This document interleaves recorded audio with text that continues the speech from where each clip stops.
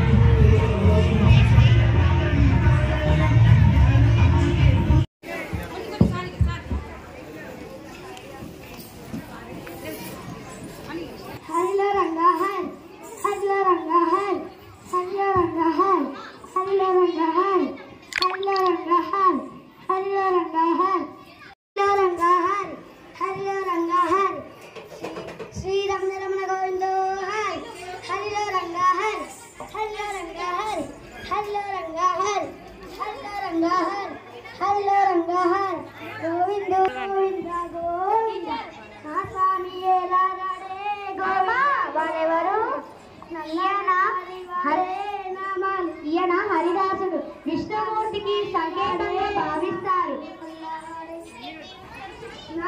ఈయన హరిదాసుడు విష్ణుమూర్తికి సంకేతంగా ప్రతీక అని చెప్తారు. లోకంలో సుఖాలు లొంగిత కీర్తనాలు పాడుతారమ్మా.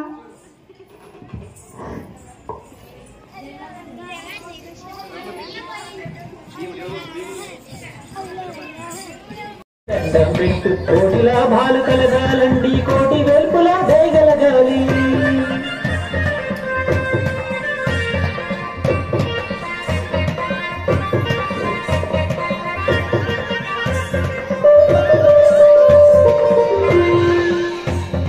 రూడు వెంకన్న మా మంచి దేవుడు వెంకన్న,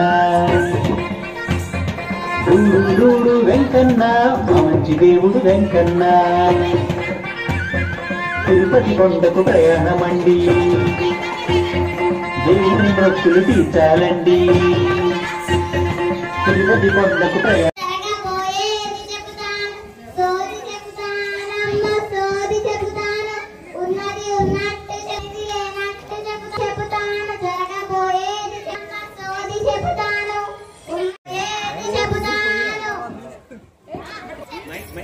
తప్పకుండా నాకు చిట్టడు బియ్యం ఒక చీర పెట్టవే తల్లి.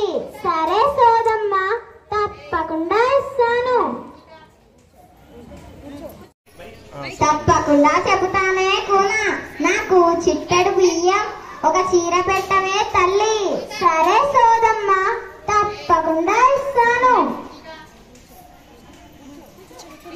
తల్లి ఇదిగో అంబ పలుకు జగదంబ పలుకు, అంబ పలుకు జగదంబ పలుకు, మధుర మీనాక్షి పలుకు, కంచి కామాక్షి పలుకు, పలుకోయమ్మ పలుక. ఓ కూనా, నీ పెనిమిటి నిన్ను చాలా బాగా చూసుకుంటున్నాడే, నీ దిగులంతా నీ పిల్లల గురించేనే తల్లి. అవును సోదమ్మ, అవును. నా పిల్లలు సరిగ్గా చదవడం లేదు, క్రమశిక్షణ లేదు. అది నా దిగులు. ఏం చేయమంటావు తల్లి? ఏమి లేదే కూనా, ఈ దగ్గరలో ఉన్న శ్రీ మాధవి పాఠశాలలో చేర్పించు. అక్కడ విలువతో కూడిన విద్యను అందిస్తారే తల్లి. అక్కడ పెద్ద సారైన సురేష్ అయ్య గారు, మాధవి అమ్మగారు పిల్లలను తమ పిల్లల వలె చూసుకుంటారే తల్లి. ఉపాధ్యాయులు ఆటపాటలతో చక్కని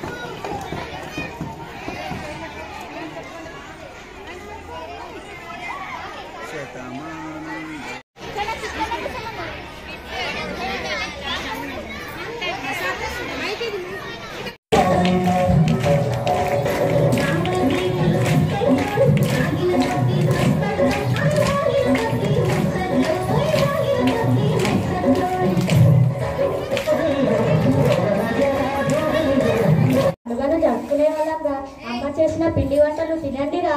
సరే నాన్నమ్మ, ఇంకా చెప్పు.